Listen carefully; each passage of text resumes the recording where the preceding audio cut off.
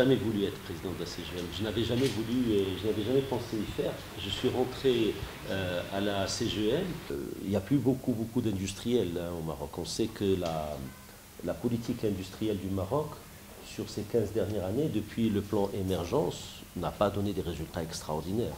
C'est-à-dire, je crois, avec le plan émergence, on a perdu 150 000 emplois dans l'industrie. Donc je suis candidat parce que mes pairs m'ont sollicité.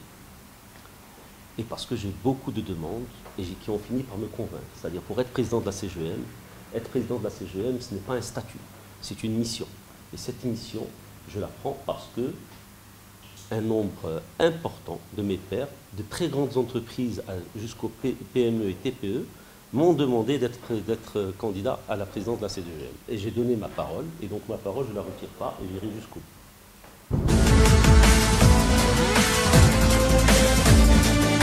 Lorsqu'on dit la CGM, c'est un syndicat. Et donc le syndicat, c'est une question, on a des positions de défense. On défend les entrepreneurs. On défend le monde des entreprises. Et en face de nous, on a un certain nombre de partenaires, que ce soit le gouvernement ou que ce soit les partenaires sociaux. Ou l'administration, c'est-à-dire. Donc nous, ce qu'on vient, c'est qu'on a un pouvoir de plaidoyer et on a également un rôle d'organisation de notre défense.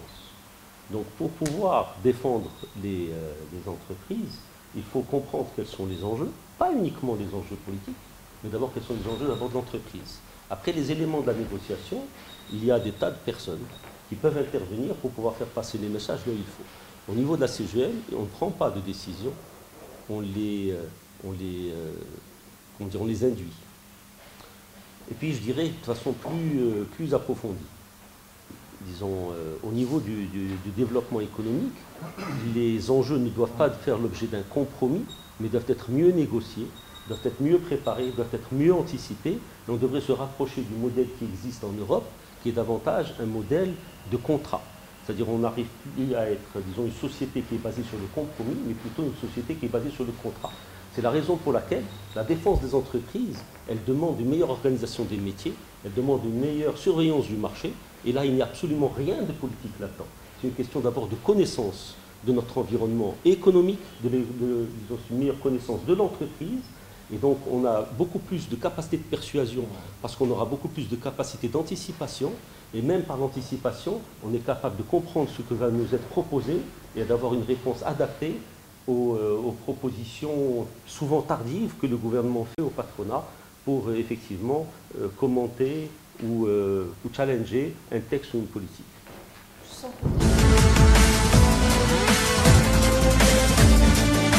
Il y a trois choses qui sont importantes pour nous. La première chose, c'est qu'on doit remettre l'entreprise au cœur du dispositif du développement économique du pays. C'est-à-dire c'est dans l'entreprise qu'on crée la richesse. Et donc il faut mieux donner une meilleure image de l'entreprise et de l'entrepreneur. C'est la première chose que je vais dire à mes pairs, c'est-à-dire qu'on doit libérer l'entreprise des carcans qui l'empêchent de se développer. Premier, c'est libérer l'entreprise. Deuxièmement, c'est agir sur la compétitivité et la croissance. La troisième, c'est agir sur l'employabilité et les éléments qui sont liés au développement humain. Donc c'est les trois principaux messages, mais il y en a d'autres.